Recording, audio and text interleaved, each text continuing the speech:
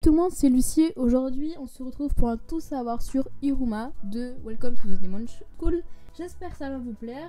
C'est un tout savoir sur, donc il faut avoir regardé l'anime ou sinon vous vous en fichez comme moi. Je m'en fiche des spoils, donc c'est parti.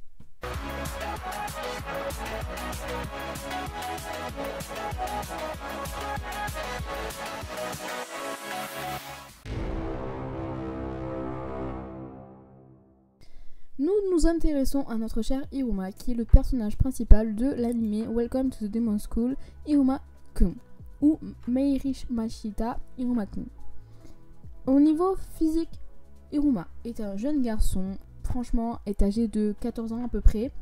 Il a les yeux bleus, les cheveux bleus, les vêtements bleus, et sa caractéristique principale, c'est qu'il est humain. Il a été adopté par Sullivan, qu'il a acheté à ses parents, qui en fait n'en avaient strictement rien à fiche de leur enfant. Il n'a pas reçu d'éducation sur Terre, il a fait que travailler et il a eu beaucoup de problèmes dans sa vie. Ainsi, il a pu développer une capacité spéciale, on va appeler ça comme ça, qui lui permet d'esquiver tout ce qu'il veut, quand il veut, sans le faire exprès. C'est une sorte de pouvoir magique. En parlant de ce pouvoir, vu que c'est un humain, il n'en a aucun. Cependant, lors de l'épisode 5 ou 3, il a récupéré une bague. Cette bague est magique, c'est-à-dire qu'il faut la nourrir avec des pouvoirs magiques, ce que Sullivan lui a fait. Et il a utilisé ce pouvoir dans l'épisode 22 pour pouvoir sauver toute l'école. D'ailleurs, on remarque que dans l'épisode 23, Iruma a complètement changé de personnalité pour la saison 2. Va-t-il devenir un démon complètement ou va-t-il devenir ce démon que quelque temps est inversé, alterné entre ces deux personnalités? Parlons de personnalité. Iruma est quelqu'un de très joyeux, qui prend beaucoup d'humour, mais qui est terrorisé à l'idée d'être dans ce monde, au tout début je parle, car il se rend bien compte que si son identité humaine est dévoilée, il finira par mourir, car on se rend bien compte que les démons sont beaucoup plus puissants que lui. Cependant, il va se faire ami avec Opera, Alice, Clara, qui vont devenir un peu ses repères dans ce monde. Et d'ailleurs, il va intégrer une classe spéciale avec tous des démons plus particuliers les uns que les autres, avec Kurori, Sabro, le mec de jeux vidéo, etc. Et il va se lier vraiment beaucoup d'amitié avec eux. Alice est avec Iruma parce que celui-ci l'a vaincu lors d'un duel.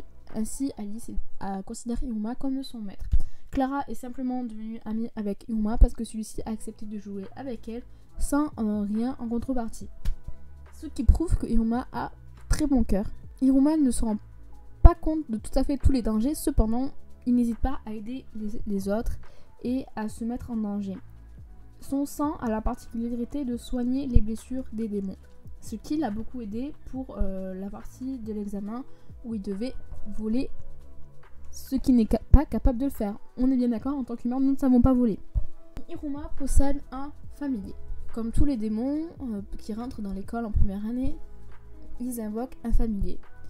Iruma étant humain, il ne savait pas quoi invoquer, il ne savait pas ce qu'il allait avoir et il a invoqué son professeur. Son professeur Caligo. Ce professeur est devenu son familier. Tout le monde était très étonné, mais en fait, ce qu'ils ne savent pas, c'est que seuls les humains peuvent invoquer des démons en tant que familier. C'est ce qui se passe dans tous les animés. D'ailleurs, quand un humain invoque un familier, c'est un démon qui apparaît. Soit c'est le diable, soit c'est selon l'ennemi que vous regardez. Donc ici, forcément, un démon allait être apparaître et il s'avère que c'est le professeur Caligo. Ainsi, une relation très spéciale va se passer entre ces deux personnages. Et j'espère d'ailleurs que dans la saison 2, elle sera beaucoup plus développée. Parce que, mine de rien, Caligo déteste Iruma. Iruma a peur complètement de Caligo. Mais c'est une relation que j'apprécie énormément. Iruma est actuellement au rang 4 de Dalet, qui lui permet, je ne sais pas quoi, qu'il a atteint grâce au feu d'artifice qu'il a réalisé avec le club auquel il appartient, qui est le club des objets bizarres, si je ne me trompe pas. De plus, on se rend compte très vite que Iruma possède un appétit monstre. Il peut engouffrer une quantité de nourriture impressionnante. C'est un peu un Luffy ou un Son Goku pour ceux qui ont les références. Je pense que d'ailleurs on les références. Cependant, même si Iruma se rend compte du danger qu'est ce monde à ses yeux, il va quand même s'investir énormément dans tout ce qu'il entreprend, c'est-à-dire qu'il va quand même s'entraîner pour réussir la balle aux prisonniers version démon, qui, on est d'accord, est très très très compliqué. Il va s'entraîner et il va réussir d'ailleurs cet entraînement, et finalement au fur et à mesure, il va se rendre compte qu'en fait, il ne veut pas rentrer dans le monde des humains. Pourquoi ? Parce que dans le monde des humains, il faisait que travailler, il n'avait pas de vie, il n'avait pas d'école. Mais ses parents s'en fichaient de lui, donc ils l'ont même vendu à un démon pour dire. Et finalement, dans son malheur, ce fut un bonheur pour lui. J'espère que dans la saison 2, on va en savoir plus sur ce personnage.